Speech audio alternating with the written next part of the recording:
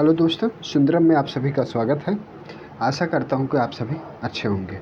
तो आइए हम लोग देखते हैं आज पेट प्रैक्टिस सेट नंबर 13 से कुछ महत्वपूर्ण क्वेश्चनों को किया जाता है। तो आइए देखते हैं। 1942 में भारत छोड़ो आंदोलन आरंभ करने के लिए कौन सा मुख्य कारण था? तो 1942 में भारत छोड़ो आंदोलन आरंभ करने के लिए कौन सा मुख्य कारण था?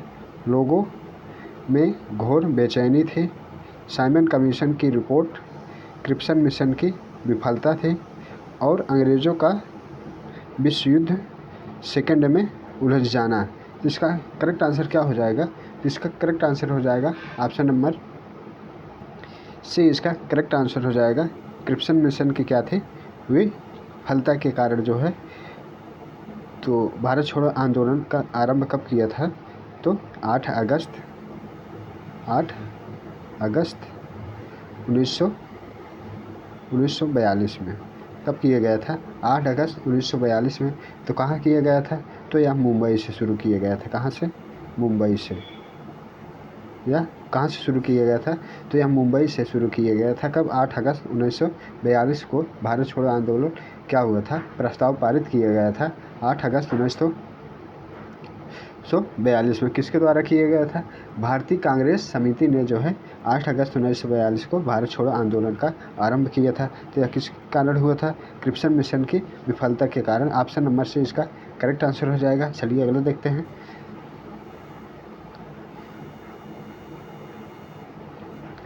निम्न में से किसको भारतीय नेपोलियन कहा जाता है? निम्न में से किसको भारतीय नेपोलियन कहा जाता है? जिसका करेक्ट आंसर क्या हो जाएगा? समुद्रगुप्त को, स्कंदगुप्त को, चंद्रगुप्त मौर्य को, चंद्रगुप्त सेकेंड को। तो भारतीय नेपोलियन किसे कहा जाता है?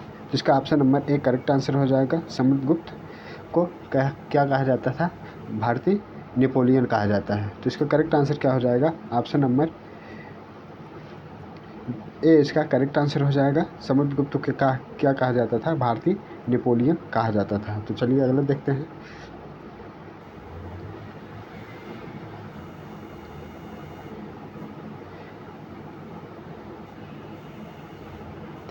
भारतीय राष्ट्रीय कांग्रेस के किस अधिवेशन में पूर्ण स्वराज का लक्ष्य अपनाया गया? तो किसमें अपनाया गया था? लखनऊ, बम्बई, लखनऊ, कलकत्ता, लाहौर में। तो पूर्ण स्वराज का लक्ष्य कब अपनाया गया था? तो कहाँ पर अपनाया गया था? इसका करेक्ट आंसर क्या हो जाएगा? ऑप्शन नंबर डी इसका करेक्ट आंसर हो जाएगा। लाहौर में अपनाया गया था। कहाँ अपनाया गया था? लाहौर में। यह अधिवेशन कब हुआ था? तो यह दिसंबर 1931 में। तो यह अधिवेशन कब हुआ था? दिसंबर 1931 में जो है पूर्ण स्वराज की मांग की गई थी। तो यह कहाँ पर किया गया था? तो यह अधिवेशन कहाँ किया गया था? लाहौर। लाहौर कहाँ पर वर्तमान समय में? तो यह पाकिस्तान में स्थित है। तो चलिए अगला देखते हैं।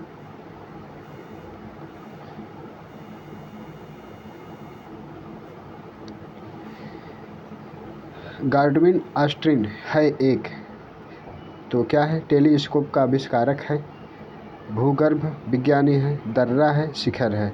तो इसे क्या कहते हैं? केटू भी कहते हैं। क्या कहते हैं? केटू भी इसे कहा जाता है। तो इसकी ऊंचाई की बात की जाए तो इसकी ऊंचाई कितना है? तो इसकी ऊंचाई जो है, अगर इसकी ऊंचाई की बात की जाए तो इसकी ऊंचाई कितना है? 8611 मीटर। कितना है? 8600। तो इसे क्या कहा जाता है? केटू के नाम से भी जाता है। इसकी ऊंचाई क्या है?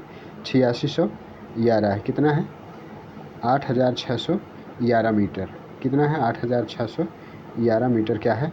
इसकी ऊंचाई है। तो इसे जो है, यह जो है काराकोरम की क्या कहा जाता है?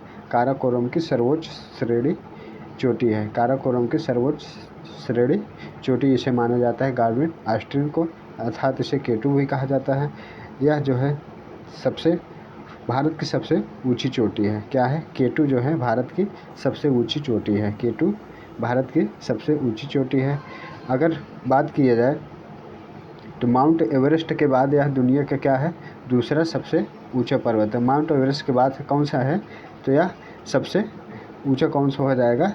तो माउंट एवरेस्ट हो जाएगा, उसके बाद क्या हो जाएगा K2। अगर माउंट एवरेस्ट की ऊंचाई की बात की जाए तो कितनी है, तो माउंट एवरेस्ट की ऊंचाई कितनी है ये आप सब कमेंट करके बताएंगे। तो माउंट एवरेस्ट की ऊंचाई कितनी है, तो इसका करेक्ट आंसर क्या हो जाएगा, यह क्या है, शिखर। ऑप्शन नंबर डी इसका करेक्ट आंसर हो जाएगा। चलिए अगला देखते हैं। तो माउंट एवरेस्ट की ऊंचाई कितनी है, तो माउंट एवरेस्ट की ऊंचाई की बात की जाए तो माउंट एवरेस्ट की ऊंचाई कितनी है, 88 मीटर। अगर एग्जैक्ट की बात की जाए तो 48.86 मीटर है। तो इसे मान लिया जाता है 8,849 मान लिया जाता है। अगर एग्जैक्ट पूछे तो 8,848.86 मीटर है। इसका करेक्ट आंसर क्या हो गया, इतना हो गया। तो चलिए अगला देखते हैं। भारतीय संसद द्वारा दल बदल विरोधी कानून किस वर्ष में पारित किया गया, तो 1986 में, 1988 में, 1984 में, 1985 में। तो भारतीय दल बदल विरोधी कब चालू किया गया था, तो यह अधिनियम कौन सा है, तो यह अधिनियम 52वां कौन सा 52वां अधिनियम था। तो यह कब शुरू हुआ था, तो 1985 में। कब शुरू हुआ था, 1985 में 52वां संविधान संशोधन से इसे क्या किया गया था, लागू किया गया था। तो इसका करेक्ट आंसर क्या हो जाएगा, ऑप्शन नंबर डी इसका करेक्ट आंसर हो जाएगा। दल बदल विरोधी कानून संबंधी संशोधन कब हुआ था, तो 1985 में लागू हुआ था। तो ऑप्शन नंबर डी इसका करेक्ट आंसर हो गया है। चलिए अगला देखते हैं।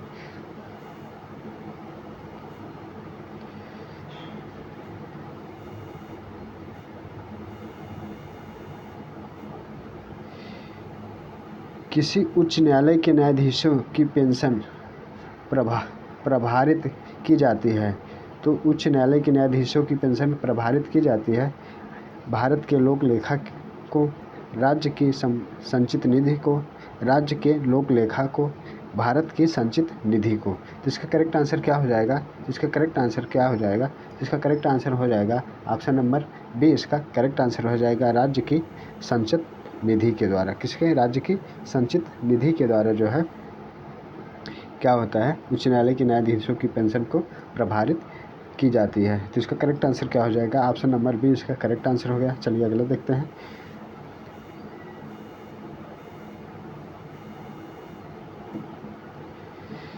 किस राज्य की उच्चतम विधि अधिकारी कौन होता है, किसी राज्य का उच्चतम विधि अधिकारी कौन होता है, सॉलिसिटर जनरल होता है, विधि विभाग का महासचिव होता है, महान्यायवादी होता है, महाधिवक्ता होता है। इसका करेक्ट आंसर क्या हो जाएगा, इसका करेक्ट आंसर हो जाएगा ऑप्शन नंबर 7 का क्या हो जाएगा, तो इसका करेक्ट आंसर क्या हो जाएगा, महाधिवक्ता के द्वारा किया जाता है। ऑप्शन नंबर डी इसका करेक्ट आंसर हो जाएगा।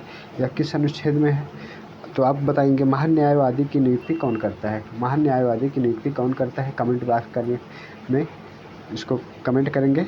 तो महावादी की नियुक्ति कौन करता है, तो महाधिवक्ता की बात किए जाते हैं। तो यह अनुच्छेद किसमें है, 165 में, किसमें, अनुच्छेद 165 में राज्यपाल के द्वारा इसकी नियुक्ति की जाती है। किसकी, राज्यपाल के द्वारा जो है इसकी नियुक्ति की जाती है। महाधिवक्ता जो है या किसी राज्य का क्या होता है, उच्चतम अधिकारी होता है। महाधिवक्ता किसी राज्य का क्या होता है, उच्चतम अधिकारी होता है। इसकी नियुक्ति किसके द्वारा किया जाता है, तो राज्यपाल के द्वारा किया जाता है। चलिए तो करेक्ट आंसर क्या हो गया, ऑप्शन नंबर डी। महान न्यायवादी की बात की जाए तो महान न्यायवादी अनुच्छेद 76 कौन सा है, किसमें है, अनुच्छेद 76 में। इसकी नियुक्ति राष्ट्रपति के द्वारा किया जाता है। किसके द्वारा, राष्ट्रपति के द्वारा जो है महान न्यायवादी की नियुक्ति किसके द्वारा किया जाता है, तो राष्ट्रपति के द्वारा किया जाता है। तो इसका करेक्ट आंसर क्या हो गया, ऑप्शन नंबर डी इसका करेक्ट आंसर हो गया। चलिए अगला देखते हैं।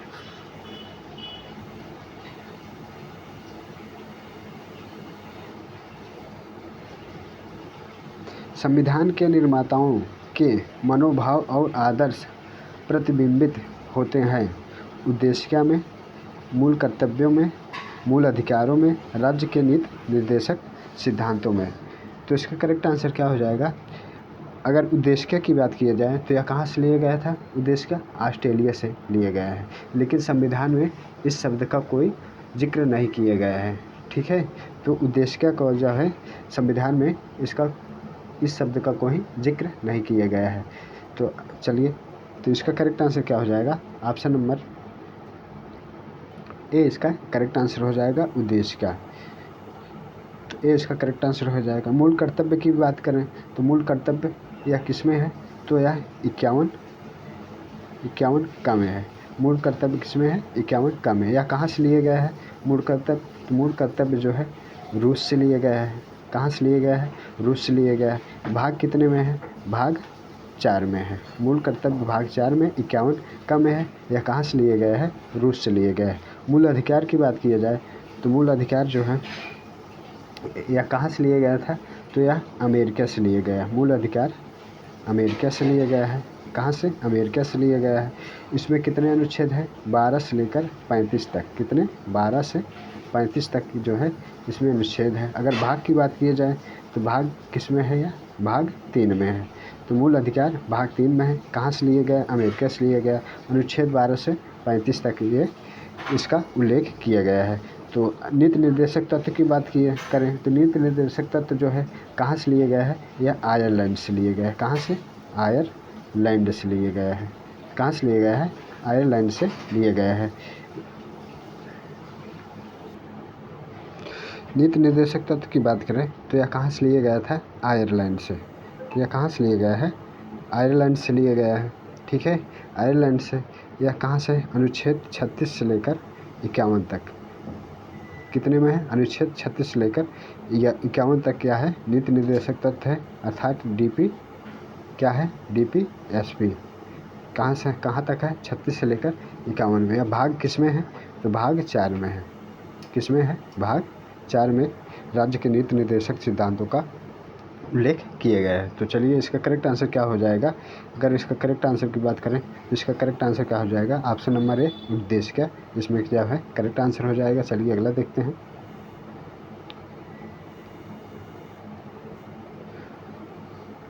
अंतरण आय होती है तो कौन सी होती है? वह आय जो किसी उत्पादन प्रक्रिया से न बनी हो। एक व्यक्ति से लेकर दूसरे व्यक्ति को दी गई आय है, अनर्जित आय है, अर्जित आय है। तो इसका करेक्ट आंसर क्या हो जाएगा? तो इसका करेक्ट आंसर क्या हो जाएगा? ऑप्शन नंबर ए इसका करेक्ट आंसर हो जाएगा। वह आय जो किसी उत्पादन प्रक्रिया से बनी हो। ऑप्शन नंबर ए इसका करेक्ट आंसर हो जाएगा। तो चलिए अगला देखते हैं।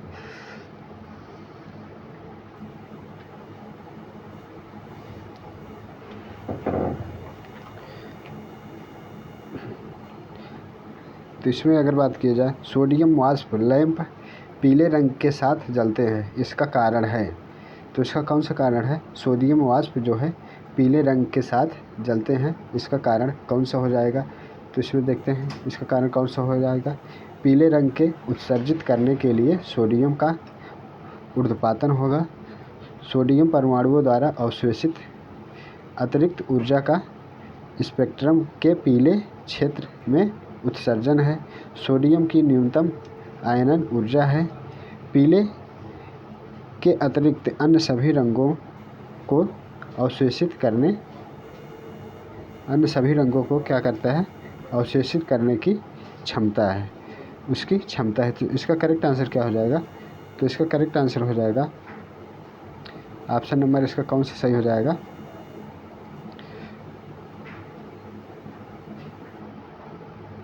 तो ऑप्शन नंबर बी इसका करेक्ट आंसर हो जाएगा। सोडियम परमाणुओं द्वारा अवशोषित अतिरिक्त ऊर्जा का स्पेक्ट्रा के पीले क्षेत्र में उत्सर्जन। तो ऑप्शन नंबर बी इसका क्या हो जाएगा? करेक्ट आंसर हो जाएगा। ऑप्शन नंबर बी इसका करेक्ट आंसर हो जाएगा। चलिए अगला देखते हैं।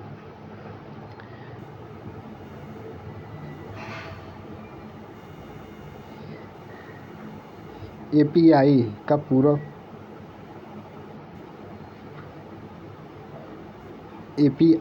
पूरा रूप है। एप्लीकेशन प्रोग्रामिंग इंटरफेस है, एप्लीकेशन प्रोग्राम इंटरएक्शन है, अप्लाई प्रोग्राम इंटरएक्शन है, एप्लीकेशन प्रोसेस इंटरफेस है। तो इसका करेक्ट आंसर क्या हो जाएगा? ऑप्शन नंबर ए इसका करेक्ट आंसर हो जाएगा। अप्लाई प्रोग्रामिंग इंटरफेस, अर्थात ए इसका करेक्ट आंसर हो जाएगा।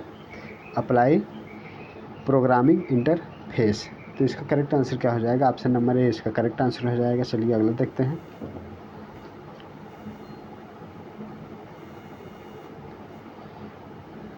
निम्न में से कौन सा ऑप्टिकल डिस्क है? तो इसमें से कौन सा ऑप्टिकल डिस्क है? जॉर्ज डिस्क है, सुपर डिस्क है, वर्म डिस्क है, जिप डिस्क है। तो कौन सा ऑप्शन सही हो जाएगा? तो इसका ऑप्शन नंबर कौन सा सही हो जाएगा? ऑप्टिकल डिस्क क्या है? एक डाटा स्टोरेज इसमें किया जाता है। यह क्या है? एक इलेक्ट्रॉनिक डाटा स्टोरेज किया जाता है इसमें। तो इसमें जो है लेज़र किरणों द्वारा प्रयोग प्रदर्शित किया जाता है। तो इसका करेक्ट आंसर क्या हो जाएगा? ऑप्शन नंबर इसका करेक्ट आंसर क्या हो जाएगा? Super disk. क्या हो जाएगा? सुपर डिस्क है इसका करेक्ट आंसर हो जाएगा। चलिए अगला देखते हैं।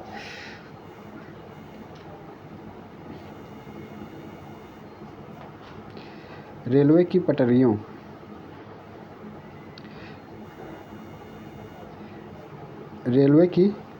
में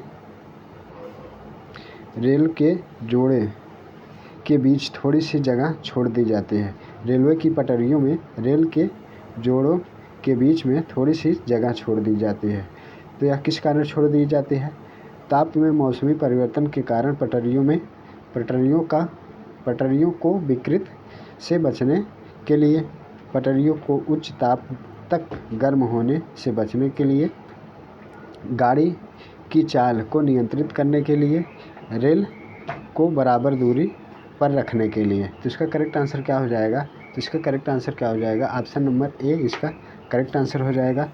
ताप में मौसमी परिवर्तन के कारण पटरियों को विकृत से बचाने के लिए। तो ऑप्शन नंबर ए इसका करेक्ट आंसर हो जाएगा। चलिए अगला देखते हैं।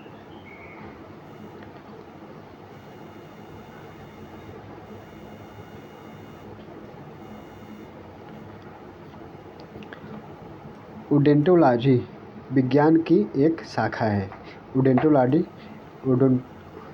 ओडोंटोलॉजी विज्ञान की एक शाखा है। उसका संबंध किसके अध्ययन के साथ है? तो दांत से है, व्यक्तिवृत्त से है, अस्थि से है, काल प्रभावन से है। इसका करेक्ट आंसर क्या हो जाएगा? ओडोंटोलॉजी जो है क्या है? यह एक विज्ञान की एक शाखा है। तो यह किससे संबंधित है? तो दांत से संबंधित है। ऑप्शन ए इसका करेक्ट आंसर हो जाएगा। यह किससे संबंधित है? दांत से संबंधित है। तो चलिए अगला देखते हैं।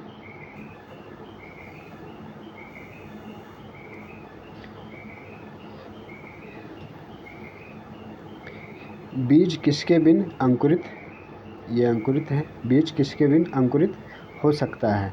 तो पर्याप्त प्रकाश के बिन, ऑक्सीजन की उपलब्धता में, उपयुक्त आर्द्रता में, उपयुक्त ताप पर। तो बीज किसके बिन अंकुरित हो सकता है? तो यह किसके कारण संभव है? तो जो ना हो तब भी बीज क्या हो जाए? अंकुरित हो जाएगा। तो इसका करेक्ट आंसर क्या हो जाएगा?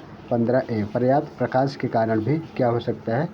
बीज जो है अंकुरित हो सकता है। तो ऑप्शन नंबर ए इसका करेक्ट आंसर हो जाएगा। चलिए अगला देखते हैं।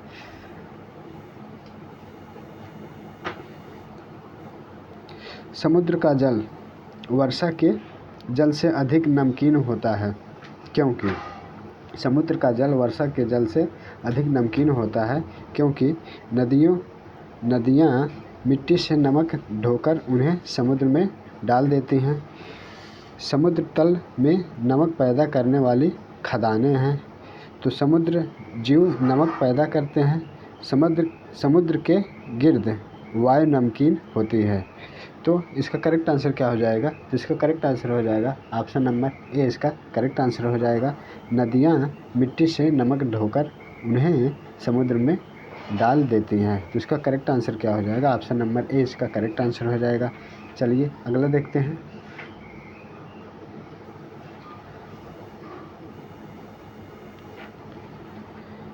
अफ्रीका में सबसे घनी आबादी और प्रचुर तेल वाला देश कौन सा है? अफ्रीका में सबसे घनी आबादी और प्रचुर तेल वाला देश कौन सा है?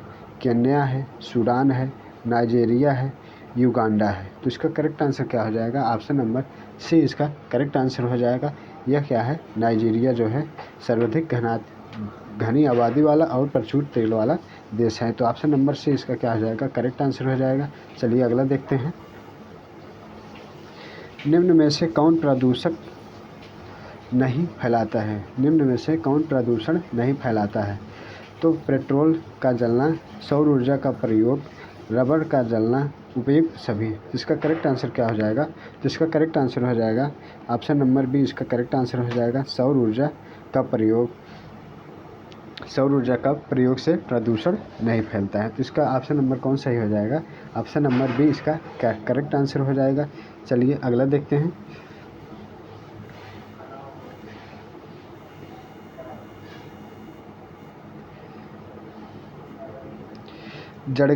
जनगणना के संदर्भ में प्रयुक्त पद लिंग अनुपात का सही वर्णन निम्न में से कौन सा है? तो प्रति 1000 व्यक्ति पर महिलाओं की संख्या है, 1000 व्यक्तियों के नमूने में महिलाओं की संख्या है, प्रति 1000 महिलाओं पर पुरुषों की संख्या है, प्रति 1000 पुरुषों पर महिलाओं की संख्या है। तो इसका करेक्ट आंसर क्या हो जाएगा? तो ऑप्शन नंबर इसका करेक्ट आंसर क्या हो जाएगा? ऑप्शन नंबर डी इसका करेक्ट आंसर हो जाएगा। प्रति 1000 पुरुषों पर महिलाओं की संख्या है। तो इसका ऑप्शन क्या हो जाएगा? ऑप्शन नंबर डी इसका करेक्ट आंसर हो जाएगा। चलिए अगला देखते हैं।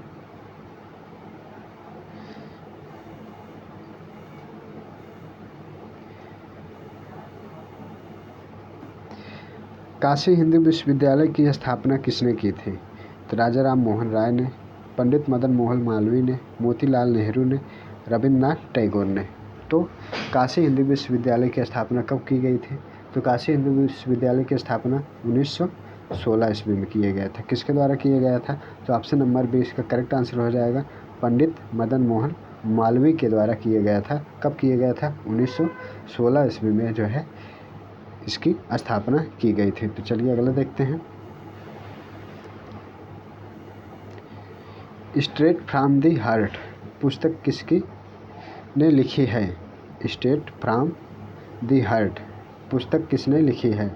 अमृत प्रीतम के द्वारा है, राम मोहन गांधी का है, कपिल देव का है, आर.के. कंजरिया का है। तो इसका करेक्ट आंसर क्या हो जाएगा? Straight from the heart. यह पुस्तक किसकी है? तो ऑप्शन नंबर सी इसका करेक्ट आंसर हो जाएगा। यह क्या है? कपिल देव की आत्मकथा है। क्या है? आत्मकथा है। कपिल देव की क्या है? यह आत्मकथा है। The straight from the heart यह क्या है? कपिल देव की आत्मकथा है। तो इसका option number C correct answer हो जाएगा। तो आशा करता हूँ ये वीडियो आप सबको पसंद आया होगा। तो आज के लिए बस इतना ही। बहुत बहुत धन्यवाद।